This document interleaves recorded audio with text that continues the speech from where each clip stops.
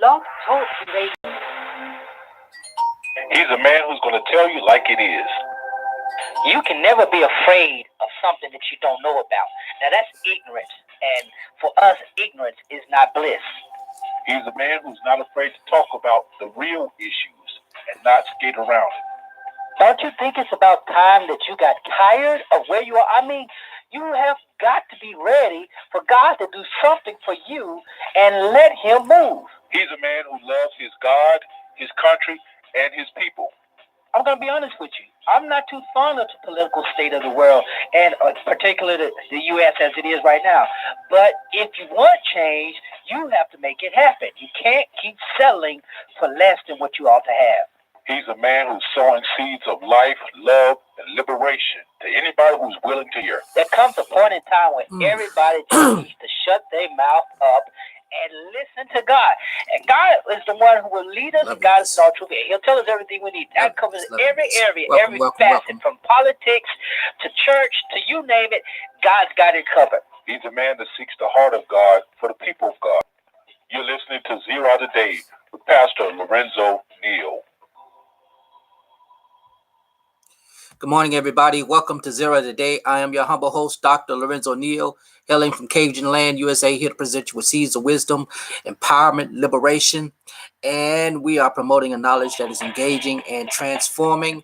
And we are here to help you, our listeners, to knowing and impacting the world around us, around you. And as always, you're welcome to join us on this illuminating journey.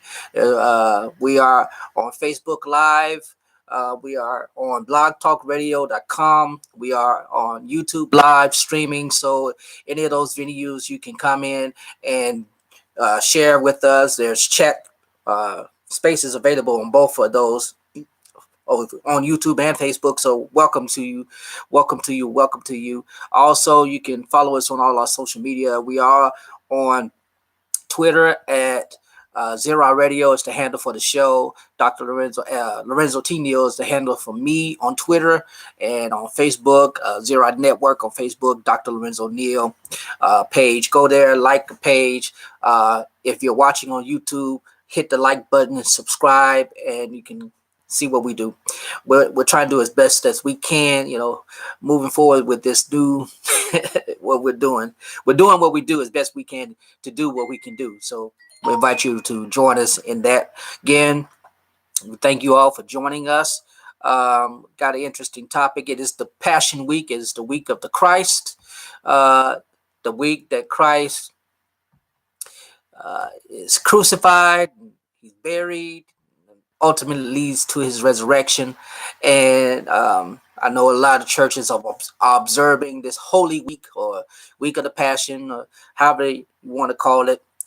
The biggest culmination of this week is the Good Friday, and a lot of churches having Good Friday service. In the Black church tradition, you have Good Friday service, and it's usually the 7 last sayings of Christ on the cross.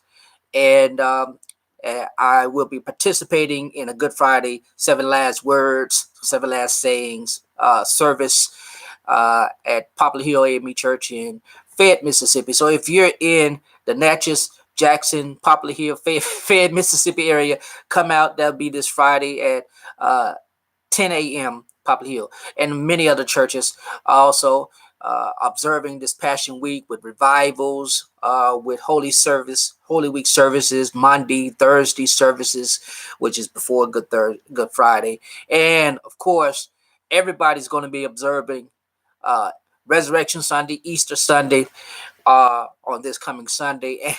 And as last week on the show, we talked about Kanye West and the Sunday service that he's been doing since January, and that on this coming Sunday, he's going to headline Coachella by doing a sunrise Easter service. So there'll be, even the unchurched will be in church on That's funny. Well, it's not funny, but it's an interesting paradigm as to how people are going to be observing. It is non-religious for them. It's just a music festival where Kanye West, with his eccentric self, is going to have his Sunday service doing what other churches would be observing as resurrection morning service, sunrise service. It's just love the world we live in. But so, and I'm not even going to. I have always thought about the controversy of why we call it Easter and the other associations with that term Easter. I'm just not going to get into that later because there are a lot of arguments, theological and non-theological, that can be made on it. But anyway, however you observe it, if you are a Christian, you will be observing it however you observe it. But that's not the topic of the show today. I just thought I'd do a nice little lead in. And thank you all for joining. I appreciate it so much. Again, hit the like button, share this broadcast with your friends, and everything. Also, while I'm early in the show, again, want to put a plug in for my latest book called Reflections from the Pastor's Study, and it's available on Amazon. Is available as Kindle book for $5.99 as well as paperback for $15. So you can go to Amazon, type in Reflections from the Pastor's Study, or type in Pastor Lorenzo Neal, however you do the search, and you should find it. You can also go to my website, lorenzotneal.com, and go to the page where it says, I don't know, I think books or whatever, but you can order them from there also. And the book is simply just words that we wrote in our weekly bulletin that were used, when you were kind of just wasting time, or you were bored in the service and you just kind of skimmed through the program. It happens. Yeah, you weren't always engaged in the service, or you read through the bulletin. So those were my words from the weekly bulletin, and I hope that it blesses you. So please do me kind by going and purchase that book. It's available now, and we're going to have an official release party date coming up, and where you'll be able to purchase. And I'm also, for a limited time, will be offering this book along with my book, A Breach in the Family. We'll be offering both of those books for $25, and that's just a limited time. We want you to be able to do that, purchase that, support what we do, what we're trying to do. So anyway, this has been it's been a interesting beginning to the Holy Week here. We here in the South, we had some storms and did the tornadoes, and but that in the South, we're used to the storms. You kind of expect it around this time of year. We had those storms, and then on Sunday you had Tiger Woods winning the Masters, and on Monday you had the cathedral, Notre Dame Cathedral in Paris, nearly destroyed. Well, massively destroyed by fire. So we're going to talk about the latter two, Tiger Woods and the Notre Dame Cathedral, and we're going to talk about them from the perspective of them being allusions to something greater than what they are. Are they a sign of the times? Is what I'm asking. Are they a sign of the time leading to something? And I'm not specifically talking about end time revelation or anything like that, but these are symbolic actions as I am perceiving them, that are leading or pointing to something beyond themselves. That's what I'm getting at. And when I'm talking Tiger Woods, man, I've always admired Tiger Woods. I've admired him largely because I didn't know too many black folk who played golf professionally. At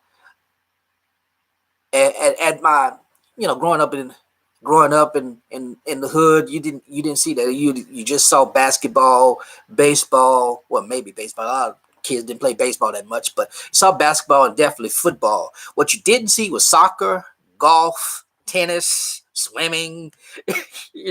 Stuff hood guys didn't do. It's not that was not offered. We had the facilities to do all of those things. It's just that it was, it wasn't paying. It didn't have a definite income stream. foreseeability. Parents couldn't see their kids making it big in tennis. They couldn't see their kids making it big in swimming. They couldn't see the kids making it big outside the track and field without being in another sport like baseball, basketball, or football. So golf, and the other thing, most of my life I thought golf was an old man's game. Old men, old white rich men played golf. That's how it was, and you didn't go to the golf. I remember one time in high school I got the chance to go to one of the exclusive golf clubs in my hometown, and it was just beautiful. And I had never been in an environment like that, and it was I felt a little bougie. But again, there were very few. Matter of fact, you can count on one hand the number of young black boys who were there, and because again the event was, I can't remember exactly what it was, but it was something for honor, honor roll or academic or whatever. We were being recognized, and very few were there. And you saw the plethora of white kids there, and of course white male. The idea was just this was a rich white man's game, and to see a biracial man come and master the game. I mean, at the height of his career, he was taking down everything. He was chasing Nicholas. He was chasing Palmer. He was chasing all these guys, their records, and he was going it, and he did it, full of pride. And even though he never claimed to be black per se, he recognized that he had become a black icon, that he was black history in the making. He understood that his father instilled in him that idea that your folk are gonna be looking at you, thinking highly of you, not just me, but the entirety of the black community is going to be embracing you if you are successful in this game. And he was successful in his game. He did it. And we all know what happened. We all know what happened. That fatal incident. I cannot talk. That fatal incident that led to what some saw as his downfall. The fact that he had to come out and admit that he was a serial adulterer, and he had to admit all of the issues that he had kept private. And after that, folk were attacking him.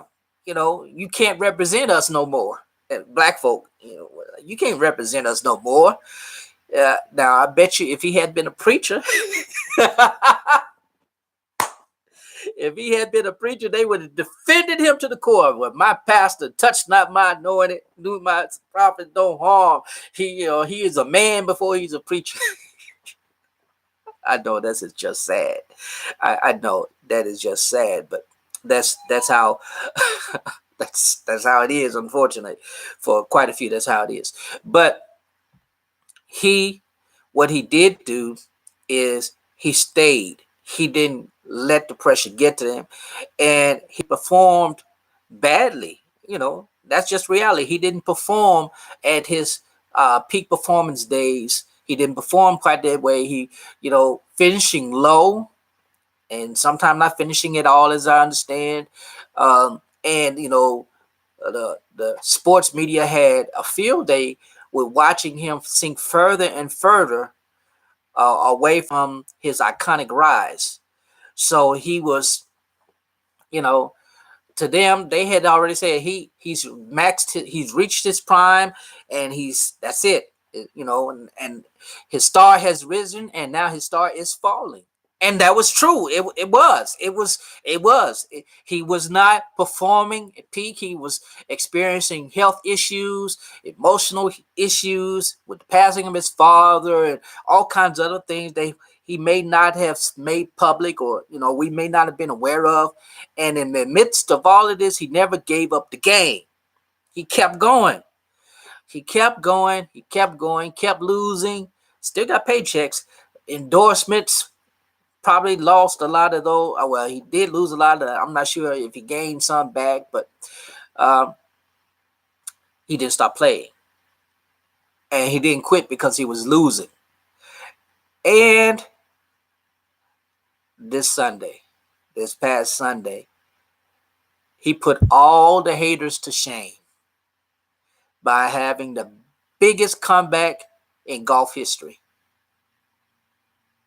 Not only did he make the biggest comeback in golf history, he is now, I might as well just go ahead and say it, he is the GOAT in golf.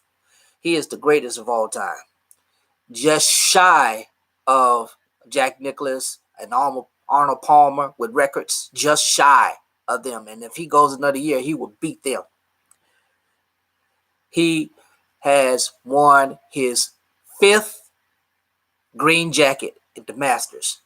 Now, only reason I ever watched the Masters, I think I got started watching the Masters because when my grandfather, and I'm just telling the truth, on Saturdays when cartoons were had gone off, wrestling had gone off, the only thing left to watch was golf. After you watch a National Geographic show, they had the golf tournaments on, and we just sit there and watch. I didn't really understand it, just knew that people were playing and it was going in the hole.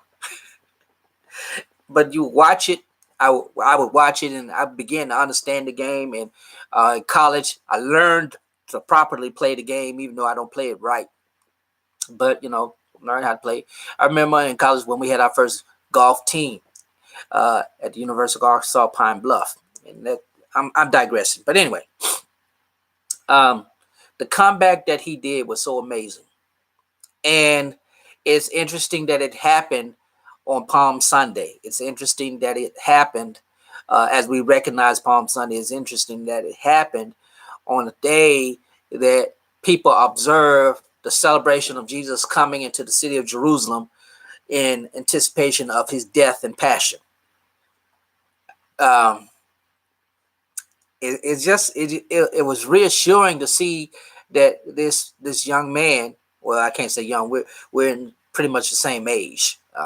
I think he's a year older than me or a year young. That's irrelevant. But to see that this man, who so many folk had counted out, come back. I mean, there was a sermon in that right there. And I'm sure a lot of preachers probably gonna use him as their Easter sermon. Use him in an illustration for his Easter, for their Easter sermon. But he really shocked a lot of people. He also brought hope to a lot of people. That I think that is the biggest thing. The fact that he brought about this sense of inspiration that you can mess up horribly, terribly mess up, and you can always come back. I think that's the biggest thing. There is no, you can have what we in the field of psychology call a dark night of the soul. To bring the spiritual aspect component, you can have a dark night of the soul where everything is just hell. And I don't know who's calling me, but I ain't gonna answer that. Everything is hell, and you can come out of that. You can come out of that spot. It's gonna stop ringing eventually. Let me say this. My phone is on its last legs. The reality is, it's probably that tip. It hadn't been charging. I get a little juice. I've been getting a little juice to have a little bit of a conversation. But last night it was plugged in all night and never got past 35%. And now it's like at 15. So I'm gonna have to say bye to my phone and get another one. But that's neither here nor there. What he did, his comeback signifies that no matter the state of your being or your existence in this current moment or space of time, that you have a chance to come out and to come back. I mean, that's just amazing. That is the law that or the principle that everyone should live by. There's always hope to do better. There's always hope to come back. There's always hope that where you are is not where you have to be the entirety of your existence. That where you are is just a temporal moment. And Paul write, we live in a temporal moment. In was it 2 Corinthians chapter 4? He talks about this temporal moment, and I'm not even going to try to quote it, but he's like he lists the states of being where he was, and then he said, I've been perplexed, I've been there, but I've not been destroyed, all of that. And in saying that, he says, while this body dies daily, we are still living because we are renewed daily in our inner man through Christ. If you're a Christian, you're renewed daily in your inner man by faith through Christ. So our existence is not static. Our state is not static. It should never be static. If we believe ourselves and our lives to be static, then we will forever be miserable. We will be of all people the most miserable if we believe our affairs and our states to be static, not able to be moved, no upward or downward mobility. And if you've lived long enough, you would know that you will have moments that will take you to the highest heights, and then moments that will take you to the lowest lows. We see that during this week as we observe the Passion of the Christ. We see him in moments of jolly, where he's with his disciples. We see him in moments of anger and high emotion as he's in the temple, and we see him in moments of serenity as he's reclining on the couch in Lazarus's house, and Mary and Martha are there, and while he is reclining and the men are enjoying themselves, Martha is busy and she's doing all she's doing. And Mary is trying to engage with the men, even though she's not supposed to. And Mary then takes this oil that costs a lot of money, and she takes it. She anoints the feet of Jesus with it. And Judas Iscariot, the one who had already bargained to betray him, he said, we could have done more with this, and we could have fed the poor with this. And Jesus said, she's doing what she knows she's supposed to do. She's helping me be prepared for what I'm going to experience. And the poor, you're gonna have what you're always gonna have somebody in the hood that you're gonna have to look out for. that is my my hood vernacular interpretation. That's the hood revived standard version of that scripture. But we will always be, our lives were never intended to be static. And if we believe ourselves, or we allow ourselves to be in static states, then we lose that sense of hope, and we ever live in that sense of dread, and that dread brings about an oppression on us. And no matter how much you go to church, no matter how much you read your Bible or pray, that oppression will stay with you if you never believe that your estate can be changed. And that's one of the things about the faith that we promote, at least we should be promoting, is that it changes not only your relationship, it reconciles you back to God, but it should also change the state of your affairs, giving you a hope that Paul writes about. It says that we have a house that is, is temporal, but when this house is torn down, when it is destroyed, we have another house not made by man, and that again alludes to the idea of a non-static estate, an ever-changing estate where we move from this temporal estate of despair and dysfunction that we live in to a state of enjoyment and eternity with the Lord. So it's a wonderful thing. It's a wonderful thing. It is a wonderful thing to know that we ain't got to be where we are all the time. And I always love reading and hearing of stories like that, because It reminds us that every human being has the same opportunity if they recognize it and take advantage of it. They don't have to quit in the low moments of their life. They don't have to quit when you experience things that literally go against the successes that you once had. You don't have to quit. You just continue on, and you find different facets to express that disgrace and that disgust. You don't have to allow that to facilitate how you go forward. You find different ways to express it, to articulate it, to let you get an outlet for it. But don't take those setbacks, those failures, those disappointments, those things, those disgraces. Don't let them dictate who you are, not just in the present, but in the future, in the time to come. I got to admit, I preached that then, didn't I? I preached that thing. Yeah, I sure did. I can't preach it Sunday, though, because I'll probably forget it. But Tiger Woods' comeback is a great illusion, is a wonderful allusion to the fact of the hope we have to come. We observe the passion of the Christ year after year. We observe the resurrection of the Christ year after year because it gives us something to look forward to beyond where we currently exist and experience. It is not sacrilegious to use Tiger Woods' comeback as an allusion to the expectation that you have or you desire to have or whatever it may be. It's not sacrilegious to do that. As a matter of fact, it is in your better interest to see it as such, because that might just be the fire that you need.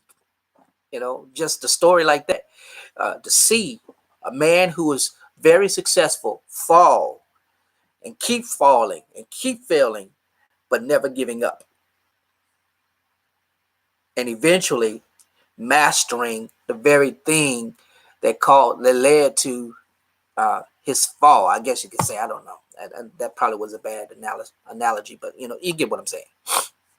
And speaking of burning, the other thing that happened this week was the burning of the Notre Dame Cathedral, Paris. Now, you got to differentiate the Notre Dame in Paris from the Notre Dame in Reims, France, where the kings were. That's where they were typically coronated. I think Napoleon was coronated at Notre Dame in Paris. I think that's where he was coronated as Emperor of France. Anyway, so this 12th century church that everybody loves.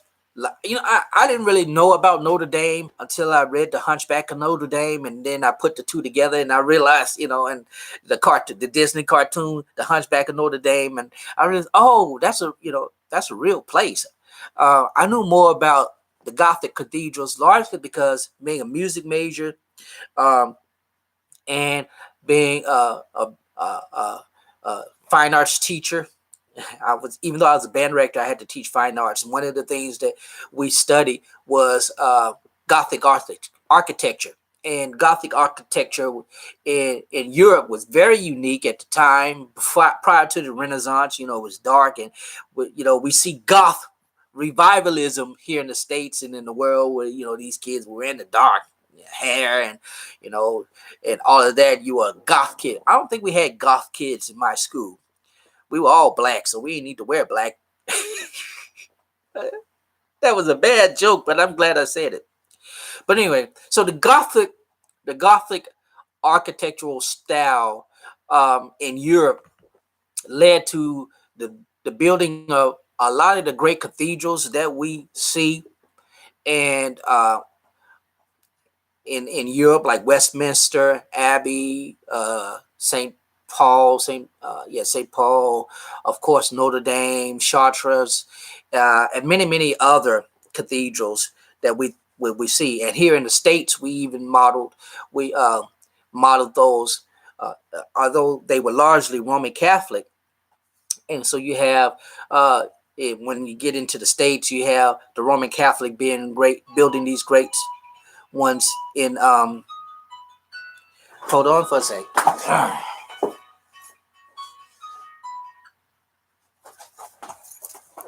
That was gonna go on forever. You had the Roman cathedrals building, Catholic Church building great cathedrals in New York City and in Boston, and then the Episcopal Church built the Washington Cathedral, the National Cathedral in Washington D.C., and they're all Gothic styled buildings, and we have a lot of cathedrals in the States that are modeled after that. But what's interesting altogether about the design of the cathedrals, those Gothic cathedrals, and is that they were built to tell the story of the Bible, because a lot of the people were illiterate. So the architecture and the interior of these cathedrals told the Bible story. So even if you couldn't read and you didn't understand Latin, as the priest was giving, the entire service was in Latin, and as the priests were giving these homilies and the service were being sung, and you're seeing Kyrie, eleison, you're saying all of this, and you have no idea what it means. You could go into these great buildings and experience what you didn't understand. That was the first thing. I mean, the biggest thing, you walk up to this great building and you see the huge, particular for Notre Dame, the first, the entrance, you saw these great towers and the bells, and you could hear the bells ringing and all of this, and so it gave off this very awesome experience. You hear all of that, and you look up and it looks very high. It's as high as the sky, so it gives you a reverence for the depth and height of God. The heavens declare the glory of the Lord, and all of this. So it's all inspiring before you walk in, and once you get into it, and you walk into the nave, and then you realize, oh, it's spread like this, and so you walk into, and here you have the body of Christ inside the cathedral, where the altar is all of it is symbolic. You had the head of Christ represent, in the nave in the back area, and you had the altar representing the heart of Christ, and then you had the way it was set up. Both left and right side represents the arms and hands of Christ as they were being crucified during the Passion, and the feet of Christ. It was a very, and I never got the chance to visit the cathedrals. Well, I have visited the cathedrals here in America, and it's the same kind of, you get the same sense of awe when you go to these cathedrals. You get the same sense of awe. But anyway, so after hearing and watching the news of the fire, I was following just like everyone else, and the seat of destruction, the spire is gone. I think the spire is the most recent re-edition, because I think they had to put a new spire up in the 19th century, if I understand it correctly. They put a new spire up, replacing the old spire that had gotten damaged because of the French Revolution. When those who were empiricists, they took up a part of the Enlightenment. They took over the Cathedral of Notre Dame, and they reclaimed it as the house of reason. And I think that's what they call it. I'm not exactly sure, but anyway, they secularized it, and they made it for secular worship, and well, not worship, but reason. They made it a cathedral to reason, and not to Christ, and not to religion. And of course, it was reclaimed by the Roman Catholic Church, and it's still an icon today. But anyway, it was designed to help you experience and understand the biblical story.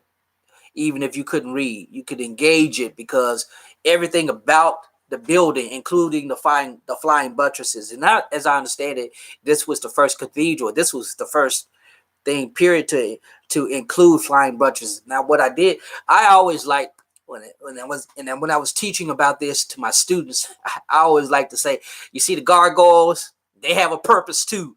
The gargoyles, that's when it rained, the water will come out of it. That's about the only thing I really knew about the cathedral.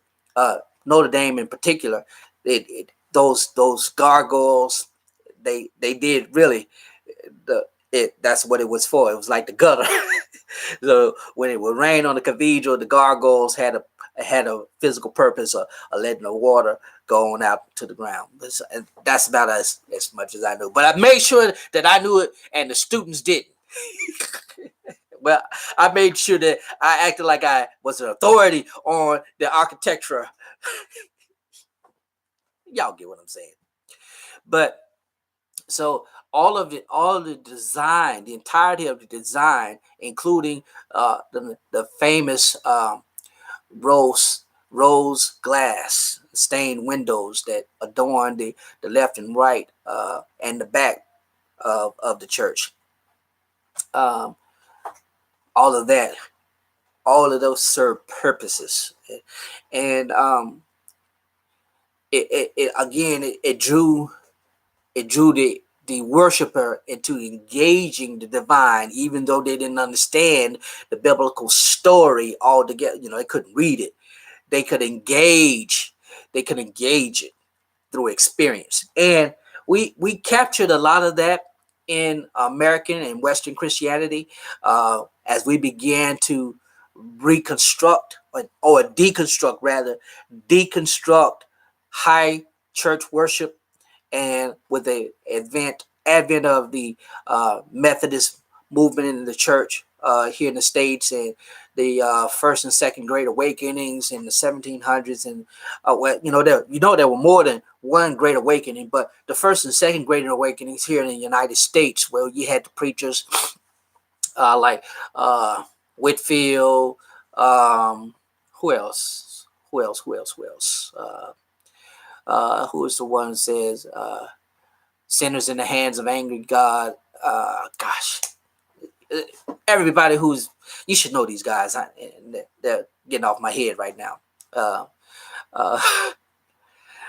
So you had these guys, and the message they presented was not stripped, but it deconstructed the high worship service that was pretty familiar in Western European tradition, Christian tradition, where the priest or the liturgist, the chief liturgist, the homilist, they were higher, and they didn't really observe the priesthood of all believers.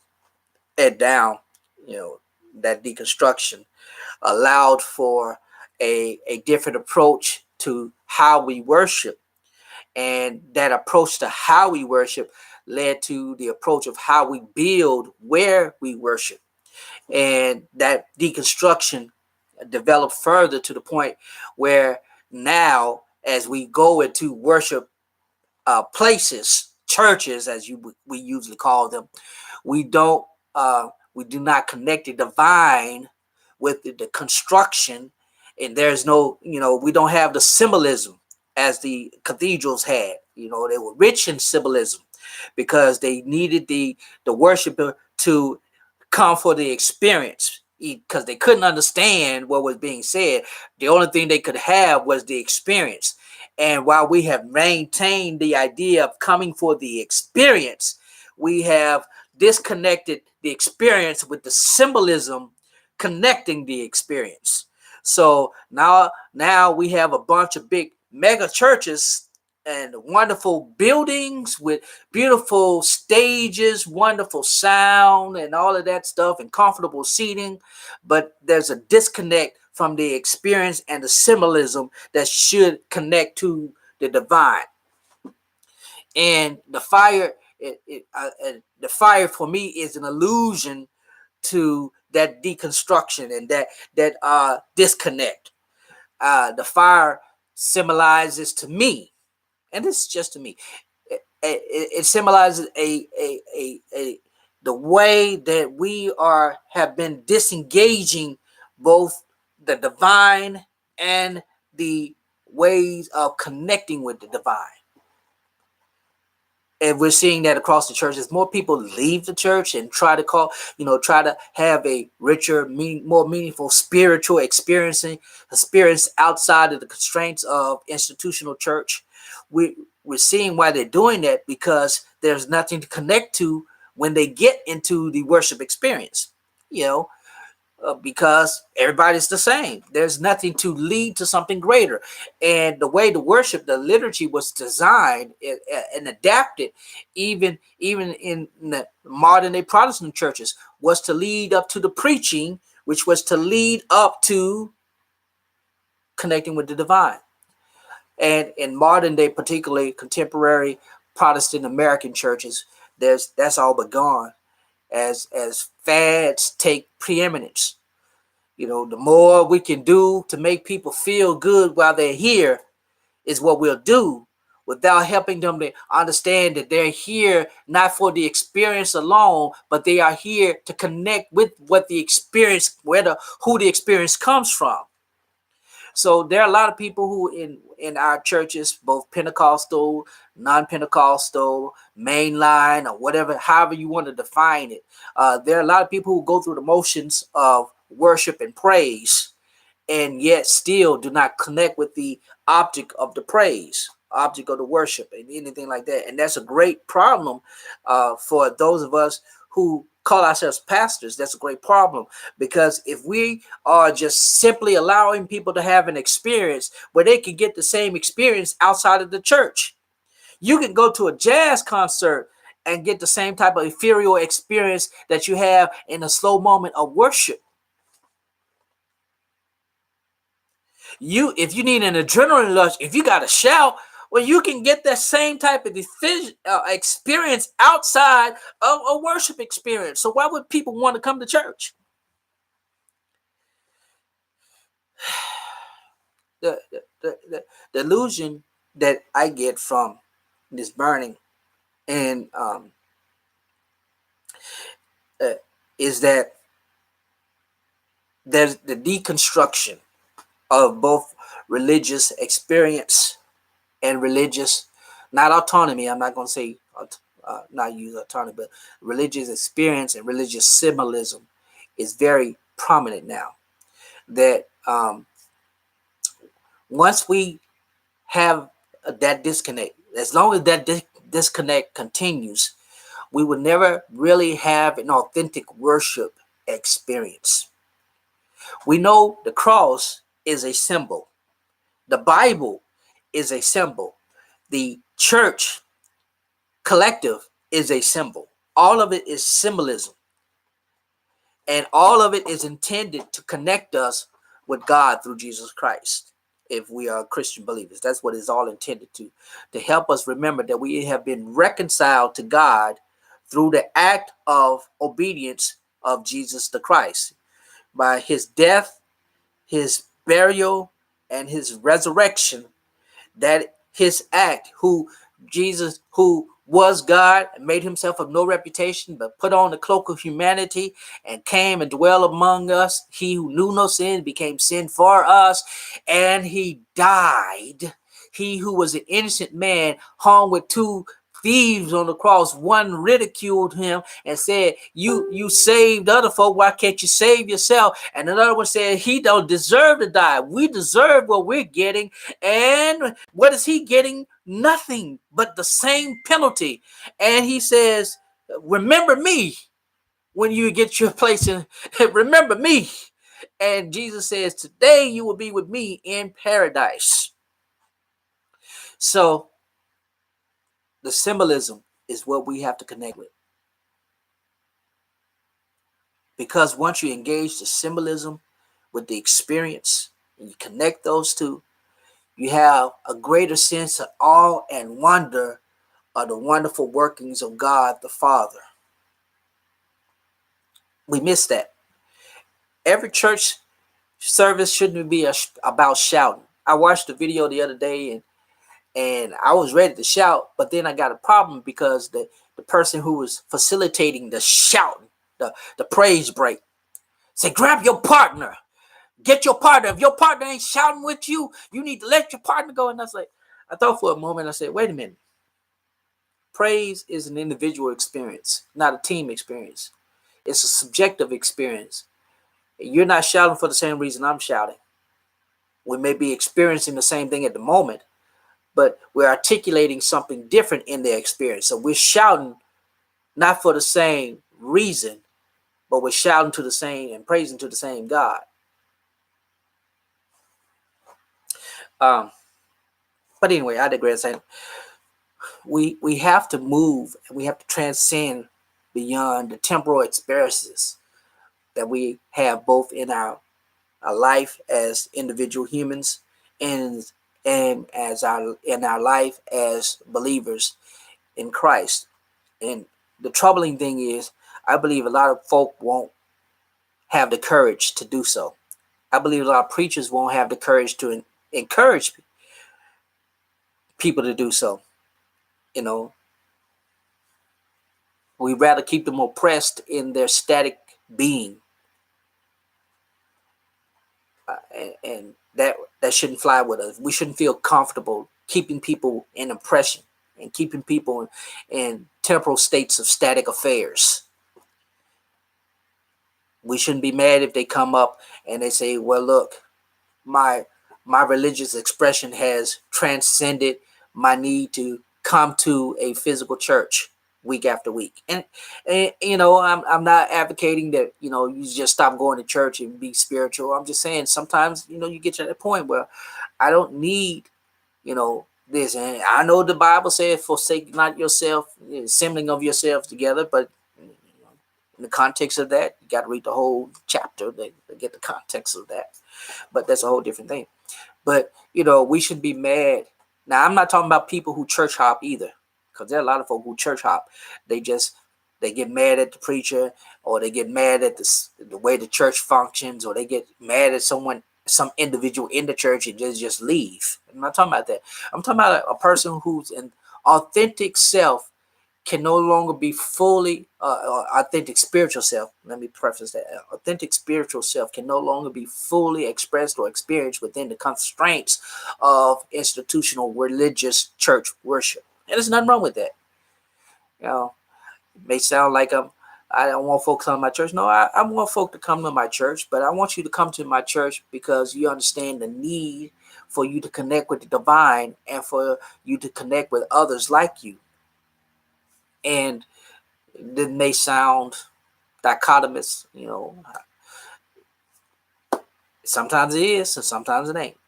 You know, but I want to close out on this thought here.